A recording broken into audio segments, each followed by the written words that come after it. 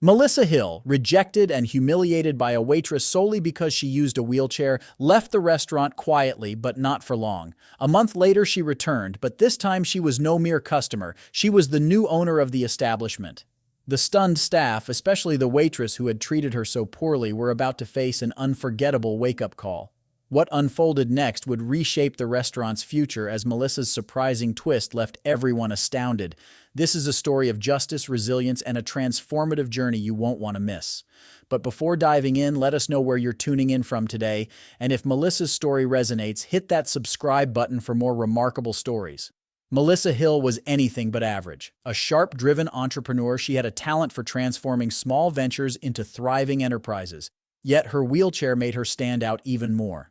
Despite her success, her disability often led people to underestimate her, a fact made painfully clear one afternoon when she decided to treat herself to lunch at an upscale restaurant downtown, unaware of the life-altering encounter awaiting her. On a breezy Saturday, Melissa rolled into the Gourmet Plate, a restaurant with glowing reviews she'd been eager to try. She made her way to the hostess stand with high hopes, only to be met by a cold, dismissive attitude from a waitress named Ruby. From the moment Melissa entered, she could feel the staff's eyes on her, not with admiration, but with discomfort. Ruby, a tall blonde with an air of superiority, seemed especially put off by Melissa's presence. Without the courtesy of eye contact, Ruby scanned her dismissively and flatly stated, "I don't think we have any tables for you." Her gaze lingered on Melissa's wheelchair, making it painfully clear her statement was less about tables and more about Melissa's mobility. Accustomed to being treated differently but rarely encountering such blatant rudeness, Melissa kept her composure. "I have a reservation," she replied calmly, hoping to prevent further escalation. But Ruby barely glanced at her, dismissing her with a curt, "You'll have to come back another time," not even bothering to check the reservation list before shifting her focus to other patrons. The sting of humiliation was sharp, yet Melissa remained outwardly composed as she exited, her mind already racing with ideas for how she might respond. The experience brought back memories of countless moments when she'd been dismissed or disrespected, yet it also reignited a spark of determination, a fire that would soon change the fate of this very restaurant. A month passed, but Melissa hadn't forgotten. The pain of that day had transformed into unwavering resolve. She spent the following weeks quietly gathering information, reaching out to business brokers, and doing what she did best, orchestrating change behind the scenes. Unknown to the restaurant staff, Melissa was a seasoned expert in business acquisitions, and the Gourmet Plate had now become her latest target. The restaurant's financial struggles presented the perfect chance for Melissa to step in. One crisp autumn morning, Melissa returned to the Gourmet Plate, only this time she wasn't a customer, she was the new owner. The restaurant was just as busy, with Ruby bustling around with her usual self-importance, and the same manager, still unaware of Ruby's behavior, was chatting with customers up front. Dressed sharply in a tailored suit, Melissa approached the manager confidently and asked to speak with the owner. Oblivious to the recent change, the manager answered, "The owner's out of town, but I'm in charge right now." Melissa's smile hinted at the impact of what she was about to say. "Actually," she replied, calm and composed, "I am the owner." The manager's face went pale. As he fumbled for a response, Melissa handed him the official paperwork. Shock spread across his face as he realized the woman they'd brushed off was now in control.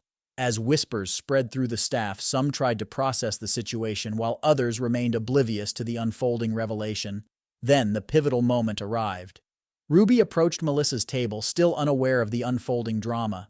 "Looks like we have a VIP guest today," she remarked with a hint of sarcasm, failing to recognize Melissa. "What can I get for you?" Melissa looked up with a composed smile. "I'd like to order a conversation," she said, locking eyes with Ruby. "Do you remember me?" Ruby's confident smirk faded as she took a closer look, her expression shifting to one of recognition, followed quickly by discomfort. Melissa didn't give her a chance to respond. "Last month, you refused to serve me. You dismissed me because of this." She motioned toward her wheelchair. "But today, things are a bit different. Today, I'm your boss." The room went silent. Every staff member within earshot froze, absorbing the news with stunned disbelief. Ruby, visibly shaken, tried to form a response, but no words came. "I believe in second chances," Melissa continued, her voice steady and commanding. "But I also believe in accountability. The way you treated me, and likely others, is unacceptable in any business, especially one I now own." Ruby's face flushed red, her previous confidence replaced by an unmistakable panic as she grasped the severity of her actions. Other staff members exchanged anxious glances, each wondering if they had played a role in the restaurant's toxic culture. Taking a deep breath, Melissa continued, her years of overcoming prejudice lending weight to her words. This restaurant is going to change. The culture will shift. We will treat every customer with respect and dignity, regardless of their appearance, background, or abilities. And as for you, Ruby, she paused, letting the silence underscore her point. You're fired. A collective gasp echoed through the room as Ruby's face turned pale. She stammered, attempting an apology, but it was too late. The decision was made and the message was unmistakable. Under Melissa's leadership, this establishment would no longer tolerate disrespect. As Ruby exited in a huff, the remaining staff gathered around Melissa, apprehensive but attentive. Melissa addressed them with calm authority. I didn't come here to tear things down, she began. I came here to make things better. If you're ready to work hard and treat every customer as you'd want to be treated, we'll make this place something special. But if you're unwilling, you're free to go. The humbled staff members nodded, more aware than ever of the significance of their behavior. Melissa had offered them an opportunity to reset, to be part of something meaningful. Over the next few months, the restaurant flourished under Melissa's direction. She established new policies prioritizing inclusivity, respect, and top-notch customer service. The once unwelcoming establishment became renowned for its warm atmosphere, attracting patrons from all walks of life. Word spread about the inspiring woman in a wheelchair who had taken over the very place that had once excluded her, transforming it into a thriving, inclusive business. Melissa's journey became more than just a story of retribution. It was a testament to resilience, growth, and the strength of perseverance. She had taken a painful experience and turned it into an opportunity to create positive change, not just for herself, but for every person who walked through the doors.